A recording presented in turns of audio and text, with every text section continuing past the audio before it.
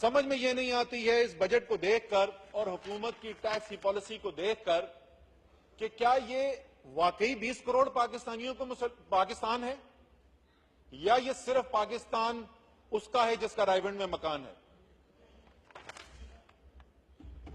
Gas 2 نئے tax, بجلی 3 نئے ٹیکس. گیس پہ تو ظلم دیکھیں, دنیا میں گیس کی قیمتیں 1/3 رہ گئیں, پاکستان میں گیس کی قیمت ہر سال بڑھا دی جا رہی ہے پچھلے 3 سال سے.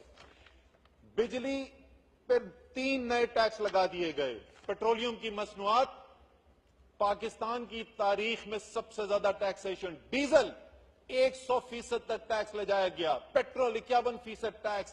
مٹی کا تیل جو غریب ترین پاکستانی استعمال کرتا ہے 62% ٹیکس. ٹیکس کس سے نہیں لیا جا رہا؟ ٹیکس اس سے نہیں لیا جا رہا جو ارب پتی ہے.